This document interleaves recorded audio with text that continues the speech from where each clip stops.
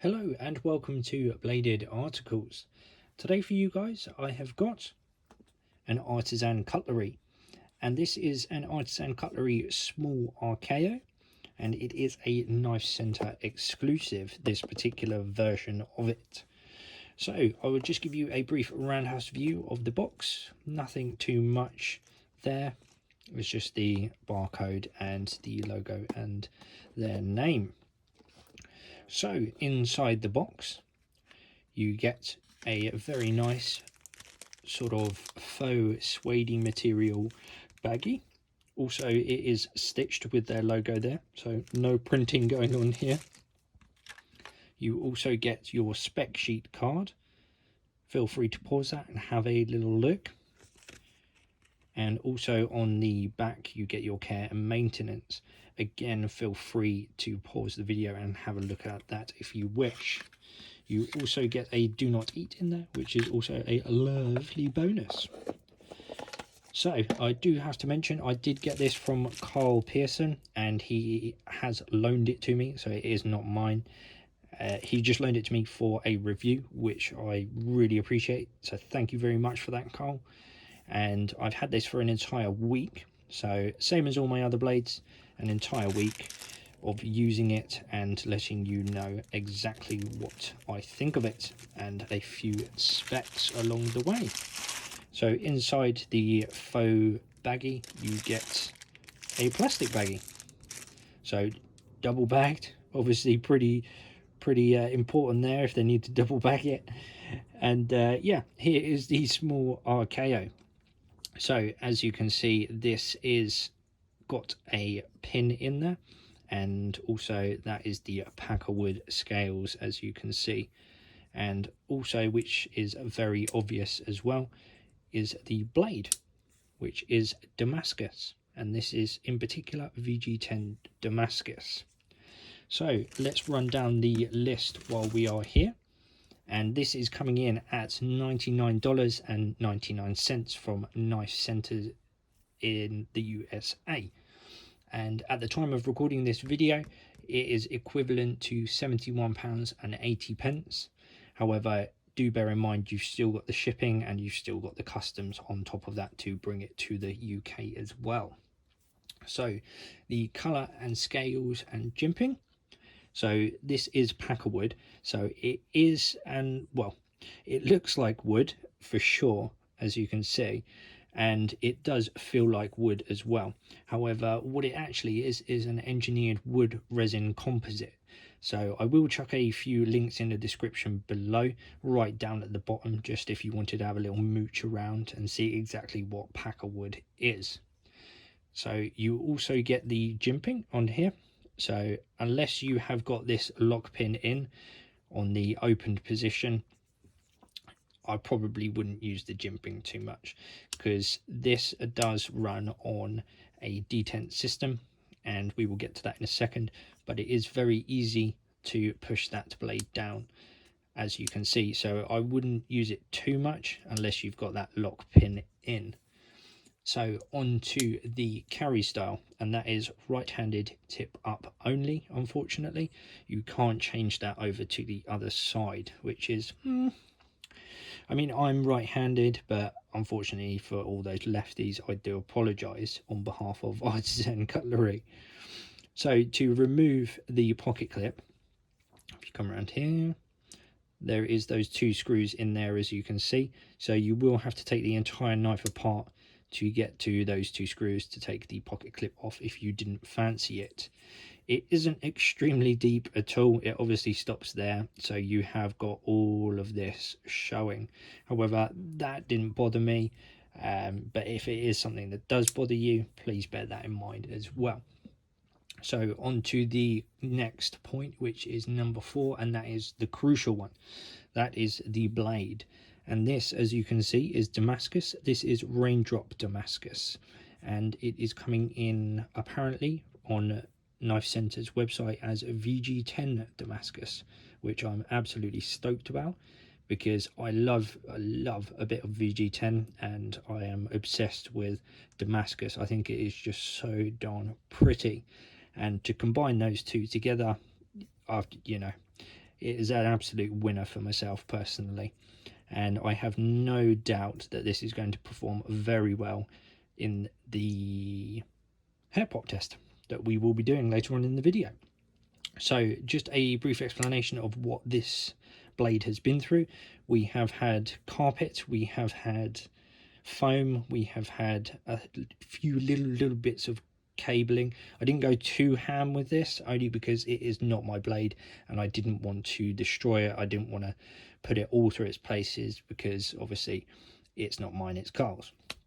But I did give it a decent run, like I do with all of my other blades.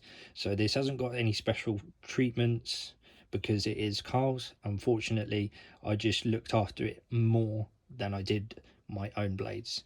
That's the only difference. So yes, carpet, foam,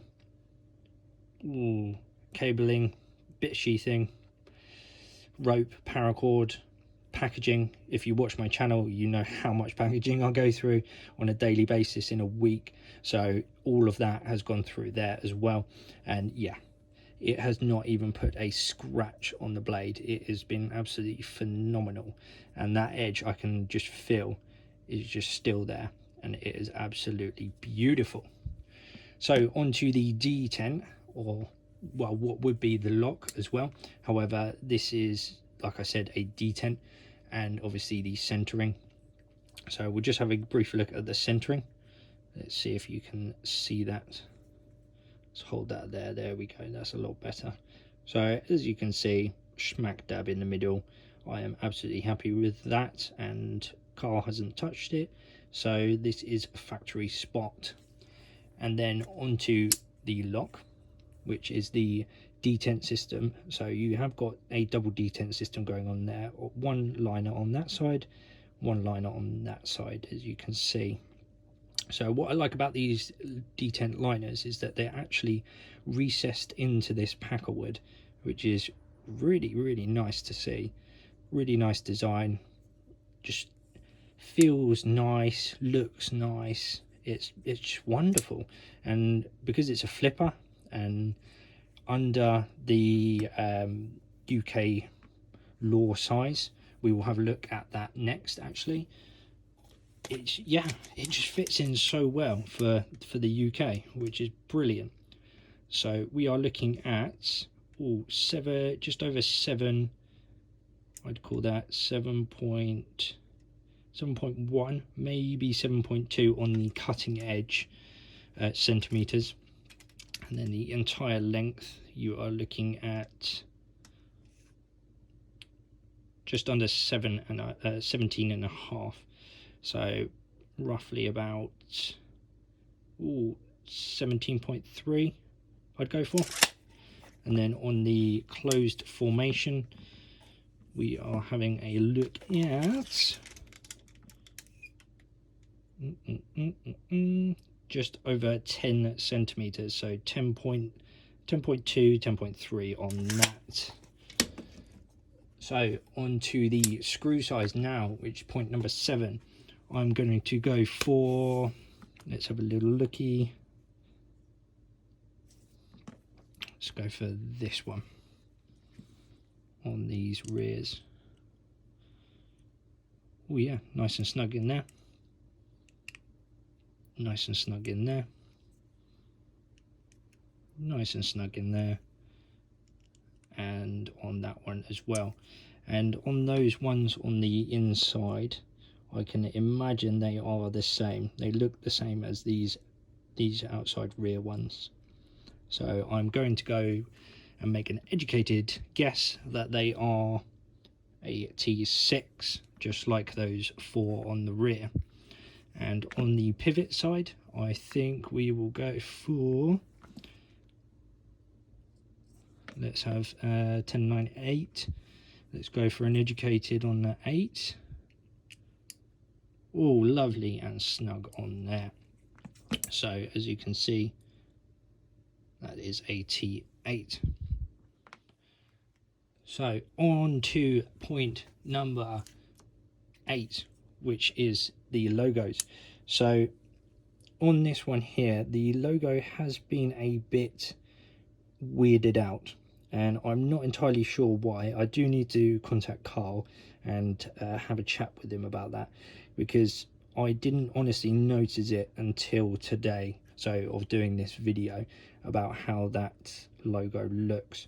However, on the rear you do have serial number there, and they're designed by Dylan Mallery and also Damascus, and I'm taking it that that is either the Damascus logo or Dylan Mallery's logo. So that is the you get the logo on the pivot screw, on the pivot cap on the other side, as you can see.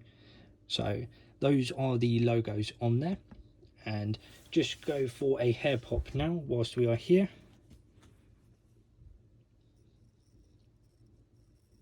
You can hear them all popping already. Let's grab some on this side. There's so many. Here we go.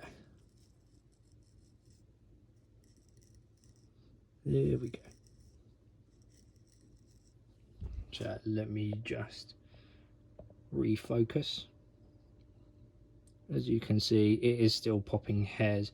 It may need a sharpen in the future when it gets back to Carl, but to me that is quite happily popping hairs, and for the amount of stuff that it has been through, I'm quite chuffed with that, if I'm honest.